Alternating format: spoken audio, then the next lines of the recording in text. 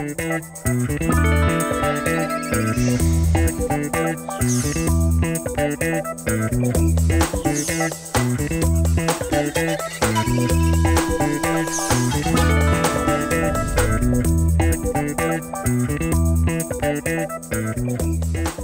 hola, bienvenidos a todos a otro episodio de Español para Todos. El espacio donde el idioma no solo se aprende, también se vive. Yo soy Andrea y hoy tenemos una invitada muy especial porque vamos a hablar de algo que nos representa, que nos identifica y que a veces hasta nos delata. Nuestra forma de hablar como hondureños. ¿Qué significa decir cipote o pisto? ¿Por qué decimos que macizo cuando algo está bueno? Hoy nos metemos de lleno en el maravilloso mundo del español hondureño. Bienvenida, Dilia Martínez. Muchas gracias por el espacio. Es un honor para mí estar aquí con ustedes hablando de nuestra maravillosa lengua española y cómo nos diferenciamos del resto de variedades en el mundo hispánico. Bueno, sí, el español que hablamos en Honduras es parte del español centroamericano, pero tiene su propio sabor, su propio ritmo y sobre todo sus propias palabras. A ver, Celeste, contanos un poquito sobre la historia del español de Honduras, cuándo llegó y cómo llegó. Muy bien, es un poco compleja la respuesta, no obstante, desde un punto de vista cronológico, la lengua española toca tierras hondureñas en 1502 con la llegada de Cristóbal Colón. Ahora bien, la consolidación del español hondureño como variedad dialectal dentro de una lengua policéntrica como el español, es decir, con policéntrico me refiero a que es la lengua oficial de muchos lugares. No podemos decir que pertenece exclusivamente a España hoy día. Claro. La consolidación del español hondureño es un poco ya más tardía, obviamente, por el tema de las embarcaciones que salen del río Guadalquivir, de Sevilla, en el sur de España, a Honduras. Actualmente hay apenas dos teorías de cuándo exactamente se consolida la variedad hondureña, pero el español no podemos dudar que toca tierra con la llegada de los españoles. Bueno, a lo largo del tiempo se mezcló con lenguas indígenas, lenca, tolupán, misquito, y con el garífuna. También adoptó palabras de otras lenguas como el náhuatl, inglés y lenguas africanas. Por ejemplo, la palabra pisto, dinero, viene del latín pistus, pero aquí tomó un significado único. Palabra cipote, niño, el mos árabe, y se usa en varias regiones, pero en Honduras es muy común. Ahora vamos a hablar un poco sobre qué crees vos, cómo es nuestra forma de hablar. O sea, si decimos algo de quiénes somos como hondureños. Bueno, nuestra forma de hablar es el reflejo de nuestra historia, de nuestras costumbres. No sé si has escuchado que a las personas de Santa Bárbara le dicen patepluma. Hay anécdotas, hay historia detrás de ciertos términos que empleamos, las truchas, por ejemplo, cuando le llamamos pulperías. Yo recuerdo cuando vino Luisito Comunica hace unos años, que hasta que un youtuber vino a hablar sobre por qué decimos trucha, por qué decimos pulpería, el hondureño comenzó a interesarse sobre esa historia. Entonces me parece maravillosa la lengua española porque nos representa como hondureños a través de nuestra historia, y esto pasa en cualquier variedad del español. La historia de Costa Rica es un reflejo de lo que ha sucedido, cómo ellos hablan, el porqué. Los americanos en general, las personas de Latinoamérica, hay una historia detrás del por qué hablamos como hablamos a nuestras diferentes variedades dialectales. Claro, sí, con toda razón. Otra preguntita. ¿Alguna vez has pasado que dijiste una palabra y alguien de otro país no entendió? Y si la respuesta es sí, ¿cuál era esa palabra? Sí, no entendió el giro semántico que le di, porque la palabra es una palabra demasiado estándar, por decirle. Yo estudié mi maestría en España y en una ocasión hice préstamo de un libro en la biblioteca. Entonces le dije al bibliotecario, vengo a regresar el libro. ¿Vos qué entendés por eso? Vengo a entregar el Claro, y libro, me o sea, dijo, ¿regresar qué? ¿Qué es lo que regresa? Me dice. el libro. Bueno, te vengo a devolver el libro, le dije. Ujú. Ya demasiado, ya más que estándar literal, ¿verdad? Ah, vale. Entonces, en ese tipo de casos me pareció sorprendente porque, a ver, hay casos en los que una palabra, claro, cipote no significa lo mismo aquí que allá, eso. Pero en este caso, ya con ese verbo regresar, me llamó mucho la atención que no se entendiera, pero esto es algo muy común, como te mencionaba, en una lengua tan policéntrica como el español. Entonces, si te han hecho preguntas sobre qué es pisto o qué es cipote Sí, lo que o pasa, charamusca. charamusca, pasa que, por ejemplo, cuando, creo que es algo que uno lo va aprendiendo cuando habla con personas extranjeras, a dejar un poquito de lado cierto léxico para hacer esa nivelación de un léxico un poco más estándar, pero sí la gente por curiosidad dice.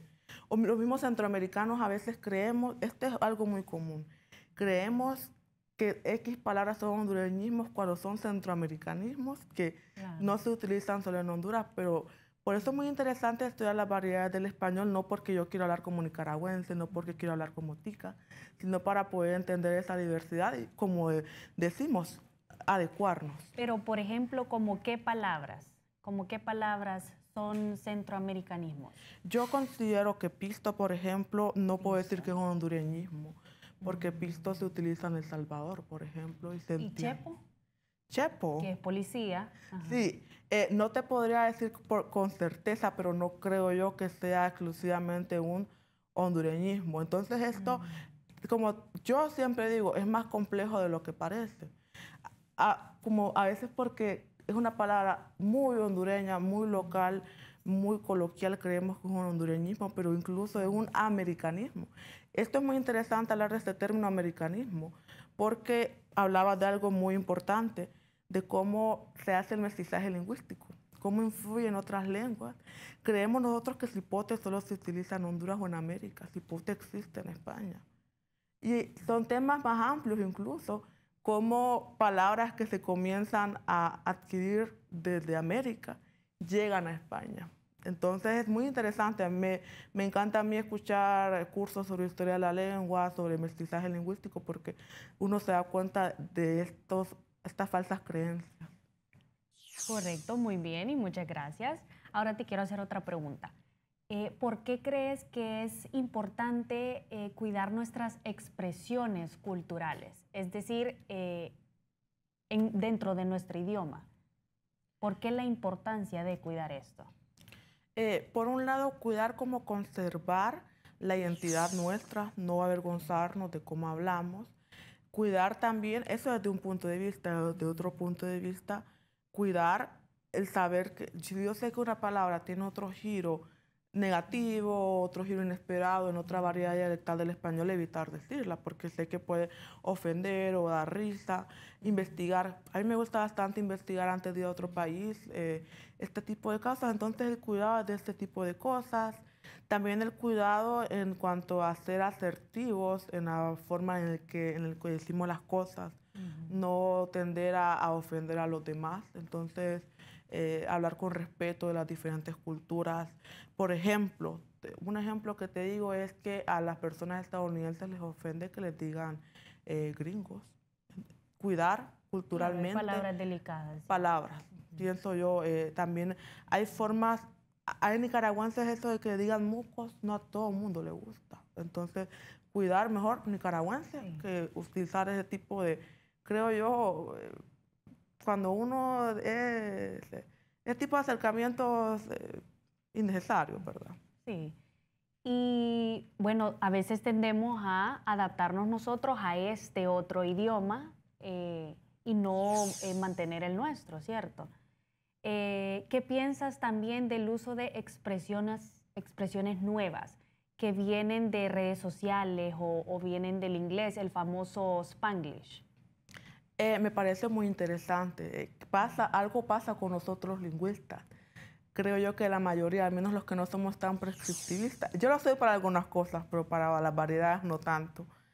Más bien nos parece interesante el Spanglish, nos parece interesante justamente las fronteras. Si nosotros nos vamos, por ejemplo, a América del Sur, esa frontera entre Paraguay y Argentina, Brasil, el portuñol, eso es algo muy interesante desde todo punto de vista lingüístico. Entonces, a mí personalmente me parece interesante, no es ofensivo, da lugar a nuevos estudios lingüísticos, por ejemplo, en Estados Unidos, estudiar el español de Estados Unidos, porque ya se ha creado ¿cómo ha sido el tema de la migración en Estados Unidos? Que ya podemos hablar de una variante dialectal centroamericana del español en Estados Unidos. Entonces, a mí personalmente me parece interesante. Si me querés decir de los extranjerismos, de cómo se incorporan, si nosotros vemos el diccionario de la lengua española, nos damos cuenta que muchas palabras que usamos, que creemos que son del español, realmente no son originariamente del español. Pertenecen. Ahora bien, lo que dice Atanasio de Herrans, como te comentaba, el lingüista que más ha aportado a los estudios del español de Honduras, estamos un poco atrasados porque cuando en Estados Unidos sale una palabra novedosa en las redes sociales y eso, en inglés tiende a dar rápido un significado. En español, la Real Academia demora un poco en darle la equivalencia en español y por eso es que nosotros nos quedamos con la versión en inglés. Y nos ofende esa versión en español como que decimos, por ejemplo, carnet. La gente dice carnet, no dice la forma españolizada, y carnet. a veces no se dan cuenta. Claro. A veces no se dan cuenta, sí. Ahora, ¿cuál es tu palabra favorita del español hondureño? ¿Y por qué? Importante el por qué. Hay varias. Creo que yo soy un poco onomatopéyica, un poco del sonido, que si me gusta algo es porque me da risa. A mí me gusta bastante la palabra macanudo. Porque Macanudo. sí, es algo bueno, algo bueno, bonito. macizo, por ejemplo. Como te digo, es una palabra que no es un hondureñismo macizo. Nosotros hemos dado un significado, pero me gusta bastante. Ya te digo, ese tipo de palabras y el por qué es por cómo suenan, porque Claro, me hacen gracia y me gustan mucho. Sí, una de mis palabras favoritas del español es pisto. A mí en todo sentido. En todos los sentidos nos gusta. Bueno, ¿cómo podemos motivar a los jóvenes a valorar su forma de hablar? Hay una línea de investigación muy importante que son las actitudes lingüísticas.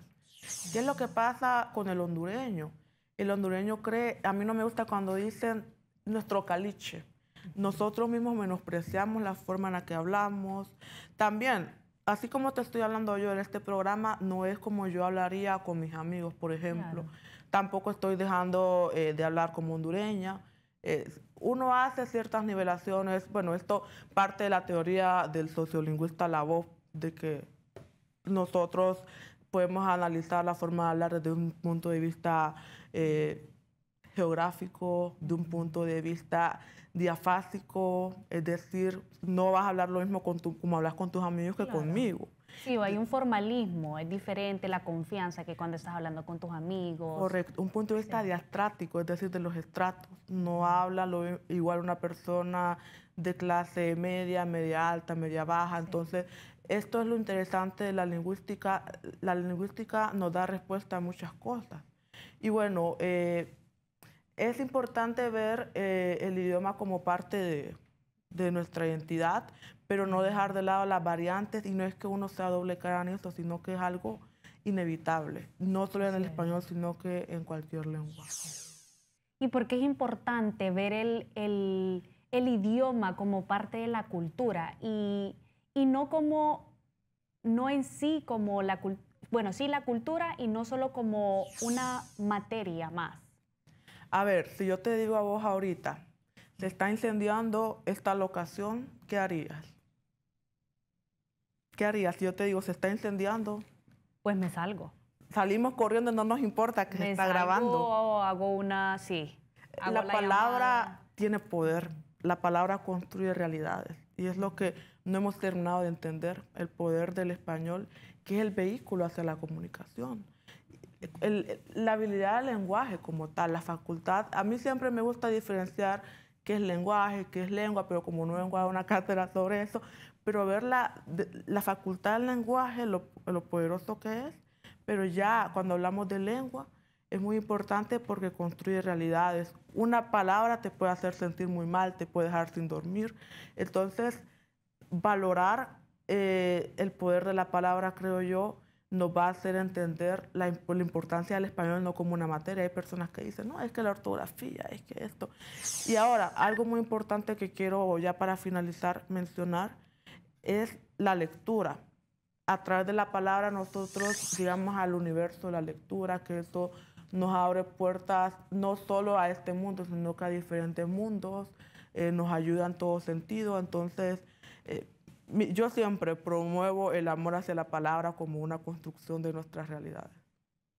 Bueno, muchas gracias por ayudarnos a desarrollar este tema. Bueno, el tema sobre todo de esta semana. Y bueno, por los momentos vamos a una pausa, pero ya regresamos con más de Español para Todos.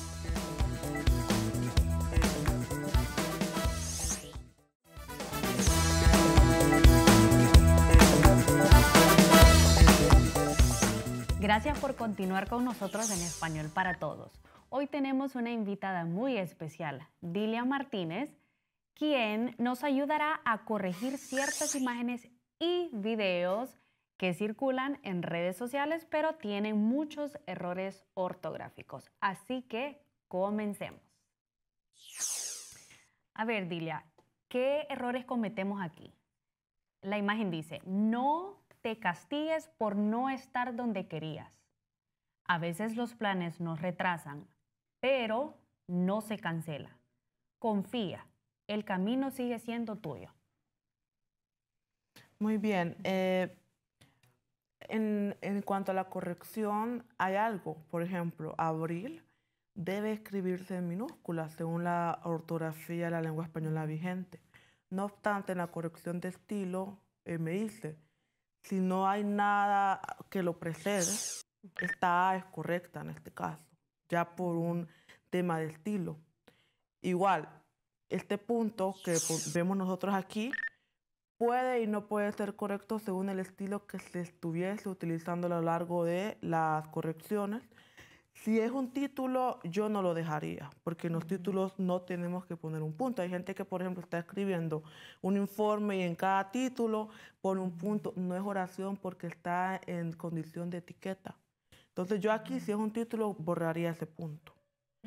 Ahora, no te castigues por no estar donde querías. Aquí yo lo diría ya es algo verbal, lo diría como en subjuntivo, donde quisieras, depende pues la manera en lo que a ver que sí, a ver los planes, a veces los planes se retrasan, pero no se cancelan. Confía, el camino sigue siendo tuyo. La tilde antes de pero está correcta. A veces los planes se retrasan, pero no se cancelan. ¿Cuál tilde antes? Aquí, en la coma. Sí, sí, la coma yo la veo bien, está bien. Es un agregado, es una coma, la coma más clásica antes del pero. No, la veo bien. Y esos dos puntos, es muy interesante el uso de los dos puntos porque a veces nosotros creemos que los dos puntos solo son para enumerar una lista de elementos. Correcto. Aquí en este caso el uso de los dos puntos es porque viene la explicación del porqué de ese confía. Entonces lo veo bien. Realmente no hay mucho que intervenir en este arte, diría yo. Ok, vamos con la siguiente. Bueno, aquí es una imagen, me imagino que es un story de Instagram y hay ciertos comentarios. El que me llamó la atención fue este. Dice, me tomé más de 50 fotos para solo montar 3. Las demás salí más en el agua que en otro lado. Aquí viene un tema, para empezar, interesante, cómo cambia la lengua en el Internet. Tendemos a ser un poco más breves. Para empezar, la mayúscula al inicio, ¿verdad? De cada enunciado, Correcto. vamos a colocar mayúscula en la M de me. Me tomé más de 50 fotos para solo montar 3. Está bien que no haya tildado el solo. ¿Cómo es la cantidad de números? ¿Hasta qué cantidad se escriben números y qué cantidad se escriben letras? Fíjate que es bien interesante esa pregunta, porque se sugiere que lo escribamos en palabras hasta el 30, en textos literarios o en textos científicos. Entonces, como son redes sociales, está bien ese 50. Ahora, estamos hablando de redes sociales, es válido ambos, pero este 3 yo lo dejaría en palabras. En palabras. Según lo que dice la ortografía. No obstante, esto sí lo quiero mencionar porque es muy importante. Yo estoy haciendo ahorita una investigación justamente sobre la comunicación en redes, la comunicación institucional, y cambian muchas cosas. Incluso, ¿te has preguntado alguna vez si el punto va antes o después de un emoji? No tomamos en cuenta. Sí, ves cómo cambia, no está arreglado todavía, no está normatizado. Entonces, por eso se crean manuales para medios de redes y eso para normar este tipo de cosas. No obstante, esto es un comentario de TikTok y podemos decir que aquí falta un punto final, obviamente, la tilde en salir, ese tipo de cosas. Ahora, arriba, pero ya vi el resultado y quedaron, ¿ves cómo es el juego entre emoji y palabras? Correcto. Porque ya el lenguaje en este tipo de medios cambia, se utilizan elementos que acompañan al texto y me gusta a mí, por ejemplo, corregir este tipo de cosas. Por ejemplo, yo pondría una coma antes de i, porque yo no estoy diciendo café y leche, por ejemplo. Ella quiere decir, pero ya vi el resultado, entonces va una coma antes de esa i. Ok. Vamos con la siguiente. Si usted va a su trabajo, no reniegue. Trabajar es una bendición. Si no cree, pregúntele a quien no lo tiene. Muy bien. Yo realmente separaría esta idea en 2 oraciones porque es un estilo que yo tengo muy marcado de no hacer tan larga una oración. Si usted va a su trabajo, no reniegue. Punto. Sí, porque se escucha muy extenso. Exacto. Este es un consejo justamente cuando usted está autoevaluándose su redacción, léase en voz alta para que se dé cuenta. Esto es cuando uno viene iniciando, ya cuando ya uno va ganando un poco de experiencia ya con leerlo en silencio, pero léase en voz alta para darse cuenta de que es innecesario que sea tan largo. Ahora bien, la segunda oración, trabajar es una bendición. Si no cree, pregúntele a quien no lo tiene. Sí, al menos hasta por los ahí. momentos, sí. El quién está bien sin tilde. Ajá. Está bien sin tilde. Es Solo un relativo. Ok. Vamos con la siguiente. La vida adulta es así. Bueno, V es con Z, ¿verdad? No con S. La tilde en estás. Apunto, ¿verdad? No es un apunto de apuntar, sino punto. Apunto. 2 palabras completamente distintas. Separadas, sí, a punto de ahorrar 4,000. Entonces, mira, aquí, por ejemplo, ponerlo con letras para decir 4,000 o con números, estamos en medios digitales. Estamos en medios digitales, hay un poco más de licencias para este tipo de cosas. Sucede cada vez que estás a punto de ahorrar 4,000, yo no pondría esa coma, la veo innecesaria, realmente. Sucede un imprevisto. Esa tilde en qué es innecesaria, que cuesta 14. Que cuesta 14,000. Sí, porque el qué ahí está en función de relativo y no es necesario que le pongamos tilde al qué, no de pregunta. Ok, vamos con la siguiente. Esta me gustó bastante. Dice, peléense todo lo que quieran, pero hagan la paz antes de irse a dormir. Una frase del Papa Francisco. Muy bien, peléense todo lo que quieran, pero hagan la paz antes de irse a dormir. Yo, en un punto de vista estilístico, por ejemplo, hubiese dejado Papa Francisco y entre paréntesis el periodo de tiempo de vida de él, porque yo tiendo a delimitar así y así es como se suele hacer en la corrección de estos medios. Ahora, ese pelense, estoy dudando de esa tilde, no, tengo que ir a revisar, te lo confieso. Ok. Qué afortunados somos los que podemos ver, caminar, sentir y no padecer de ninguna enfermedad terminal. Qué afortunados somos los que no mendigamos para comer y tenemos un techo bajo cual dormimos. Muy bien. Fíjate que aquí, por ejemplo, esa tilde, ¿en qué? Podría ir, pero estamos como haciendo una reflexión, entonces no es aquella emoción de un signo de exclamación, por ejemplo. Qué afortunados somos los que podemos ver, caminar, sentir y no padecer ninguna. Ahora, esto es muy importante en la corrección de estilo, el uso de las negritas. No es necesario poner en negritas enfermedad terminal y la palabra no. Generalmente nos enfocamos solo en eso, ¿verdad? Sí, entonces, sobresale. Ahora bien, esto es otro tema complejo también, la publicidad. Vos sabes, en el tema publicitario se juega con las negritas, se juega con las itálicas, las cursivas. Entonces, si esto fuese dentro de una comunicación publicitaria, hay licencias también que me dicen, ok, sí puede, pero si fuese un texto académico, literario, en un libro como tal, no es recomendable. Incluso, por ejemplo, ¿por qué negrita en esto y subrayado abajo? ¿Me entiendes? Si vas a utilizar un elemento para distinguir, tiene que ser el mismo. No puedes usar negritas primero y luego subrayado. Ok. Vamos con la siguiente imagen. Siguiente. Solo pasaba por aquí para decirte que eres una persona muy importante para mí y quiero que nos sigamos mandando memes toda la vida. Bueno, como comentaba antes, la mayúscula, ¿verdad? Inicial. El punto al final. De punto a final, el primero. Solo pasaba aquí para completar, ¿verdad? El qué, porque aquí, ahí dice solo la Q, ¿verdad? Que eres una persona muy importante para mí y quiero que nos sigamos mandando memes toda la vida. ¿Ves ese tipo de detallitos? Y es bastante regular a cortarnos, ¿cierto? Sí, tendemos nosotros a hacer una economía del lenguaje, ya ahora tanto hablado como escrito. Entonces, a mí la verdad nunca me ha gustado que me pongan la K y solo la Q, pero hay gente que por rapidez, por inmediatez lo pone. Correcto.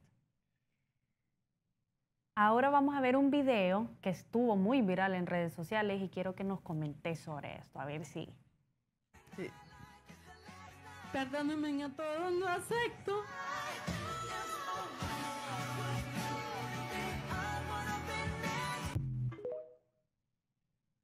Dice, Está mal dicho. Dice, no acepto. No acepto. Sí, pasa, no sé si has escuchado que hay personas que dicen, en vez de decir vámonos, dicen vámonos. Es ese tipo de expresiones que se han dicho mal a través del tiempo. Lo que te decía de cómo varía el uso de la lengua según ciertos elementos. A veces, yo no me burlo de ese tipo de cosas porque hay personas que dicen esto porque no han tenido la oportunidad de ir a una escuela en donde le digan no, no es, no acepto, es no, no acepto. Entonces y también la palabra perdónenme. Sí, perdónenme. También hay a todos. Ajá, perdónenme a todos. Sí, hay personas que, por ejemplo, han tenido la oportunidad de estudiar y lo siguen diciendo porque es lo que escuchan, pero sí, perdónenme todo, no perdónenme todos, eso no debe ser así.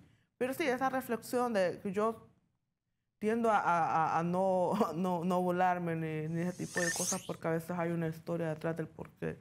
Correcto, sí. Bueno, a muchas personas nos pareció gracioso, incluyéndome a mí.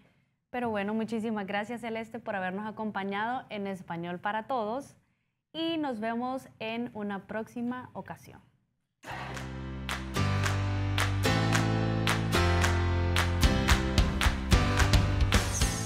Los hondureñismos son expresiones propias de Honduras, algunas con raíces indígenas y otras del español antiguo o adaptadas de idiomas. La RAE ha reconocido más de 2.900 en su diccionario. Chainear significa limpiar o sacar brillo. Fui al centro a que me chainearan los zapatos. Tengo que llevar a chainear mis zapatos. Esto ha sido todo por hoy. Gracias por habernos acompañado en Español para Todos. Recuerden que pueden seguirnos en todas nuestras redes sociales. Nos encuentran como STVE Telebásica. También pueden visitar nuestra página web www.stvetelebasica.com y descargar nuestra app en sus dispositivos móviles Android y Apple. Hasta la próxima.